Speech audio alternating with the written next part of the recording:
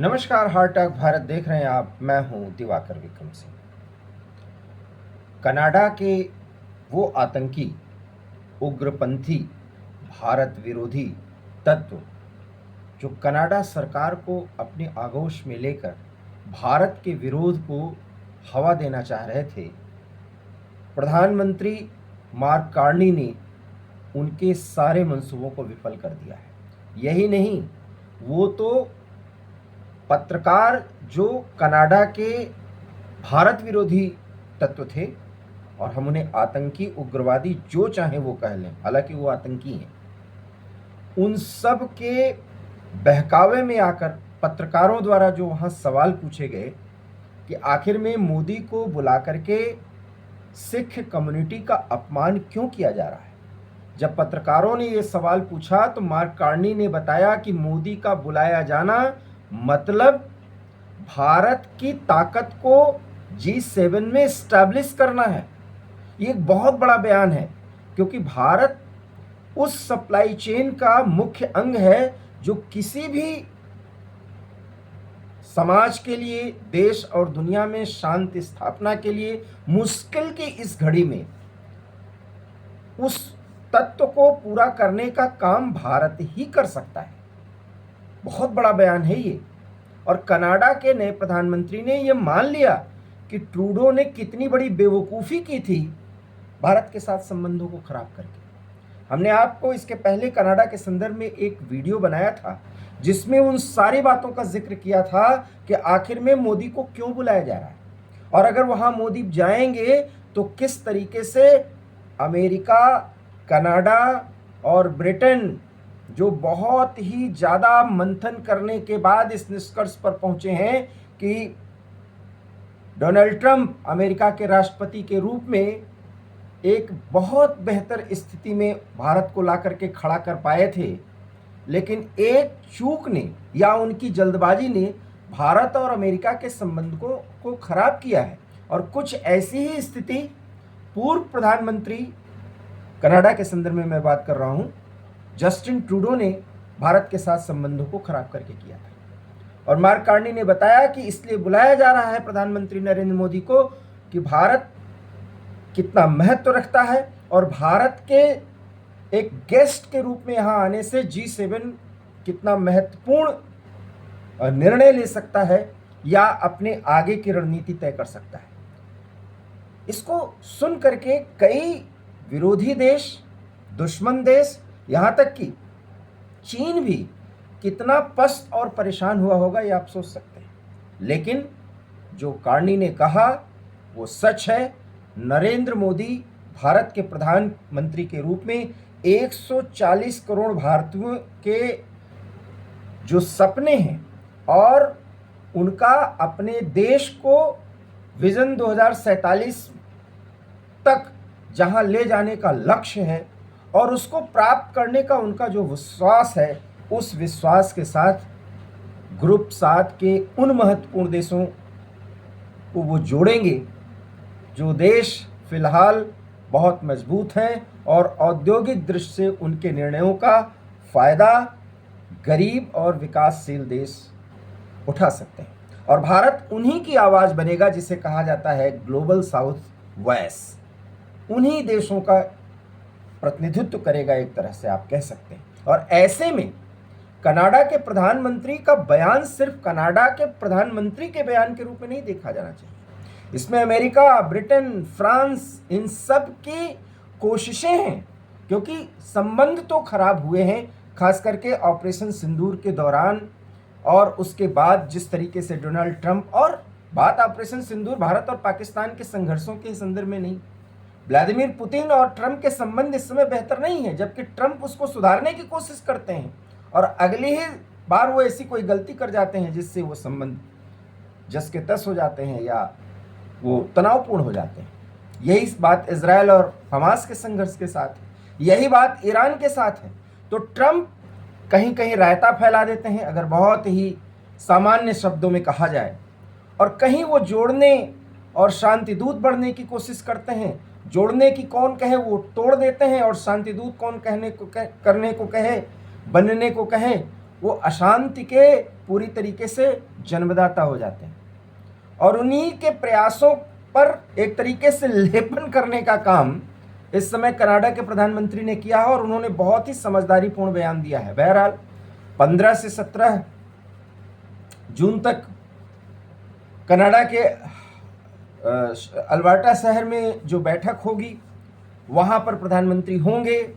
1-to-1 बातचीत भी हो सकती है अमेरिका के राष्ट्रपति के साथ, कनाडा के प्रधानमंत्री के साथ, ब्रिटेन के प्रधानमंत्री के साथ, फ्रांस के राष्ट्रपति के साथ, और G7 के एक मंच पर आकर के इनके बीच में कुछ मुद्दों पर बातचीत हो सकती है। उन सब के अपने अपने मायने हैं, लेकिन वहाँ जिस तरीके से कनाडा में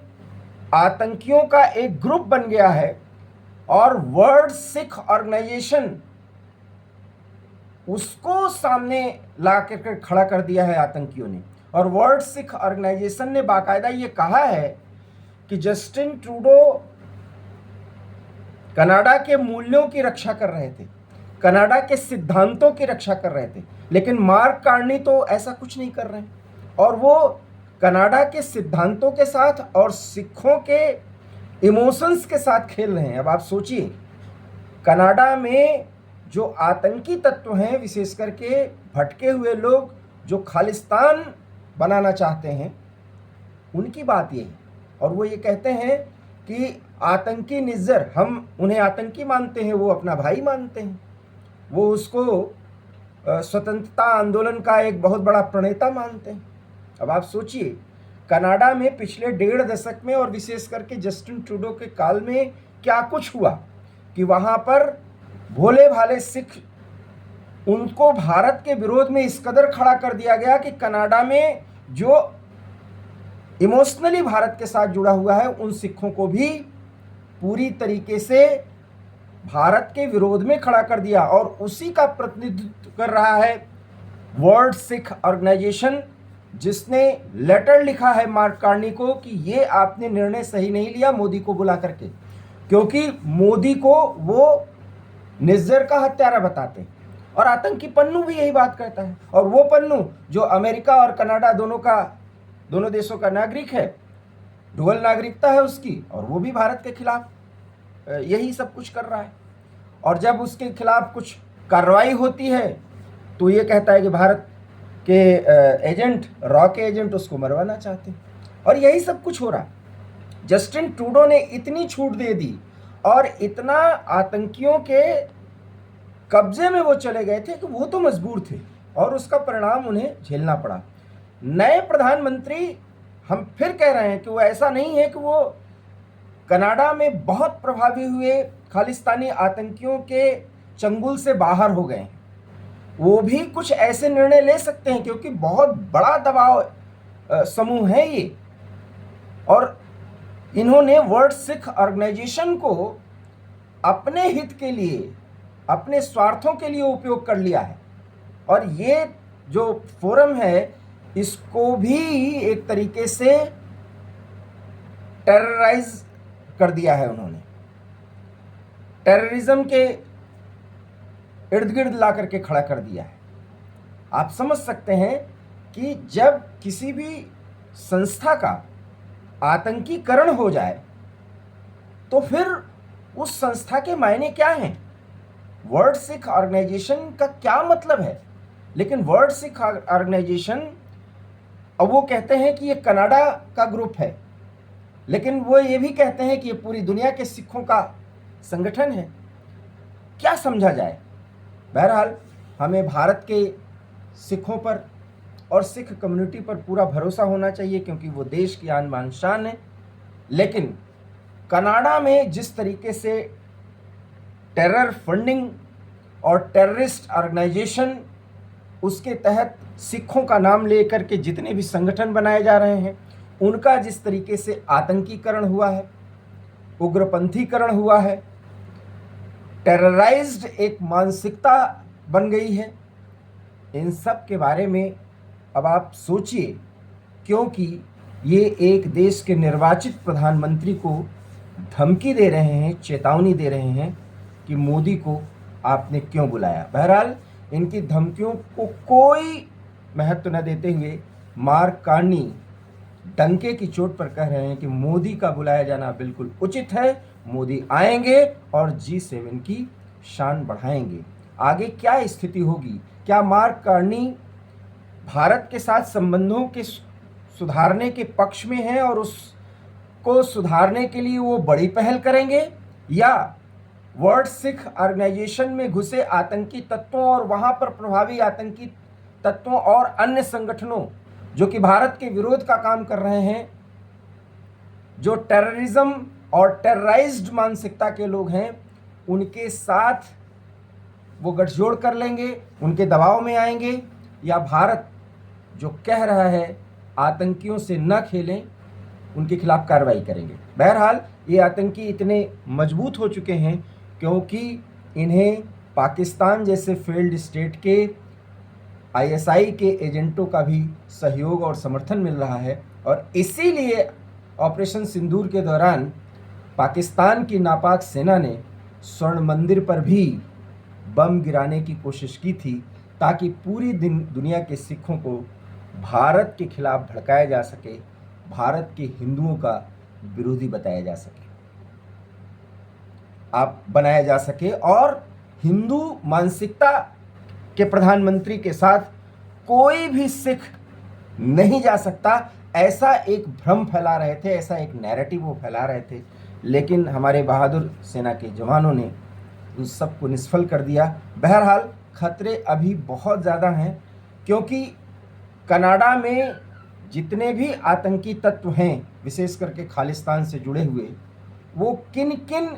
भारत विरोधी देशों के साथ मिलकर के क्या कुछ नया गुल खिला रहे हैं, ये देखना भी बहुत ही ज़्यादा दिलचस्प होगा। इतना ज़रूर है कि प्रधानमंत्री मार्क कार्नी भारत के साथ संबंधों को सुधारने की प्राथमिकता दे रहे हैं और आतंकी तत्वों के सामने न झुकने का एक प्रण दिखा रहे हैं, प्रण करते हुए दिख रहे हैं। लेकिन लगता तो यही है कि ये कम्युनिटी जिसमें आतंकियों की संख्या बहुत ज़्यादा हो चुकी है, धन बन और अन्य शक्तियों से वो पूरी तरीके से मजबूत हैं, उनके आगे कहीं ये प्रधानमंत्री भी न झुक जाएं, ये एक बहुत बड़ा डर है। आगे क्या स्थिति होगी हम आपको ज़रूर बताएंगे, लेकिन ये वीडियो अच्छा लगा हो तो प्लीज़ इसे लाइक कीजिए, शेयर कीजिए, हमारे चैनल हार्ट टॉक भारत को सब्सक्राइब कीजिए। बहुत बहुत धन्यवाद। नमस्कार।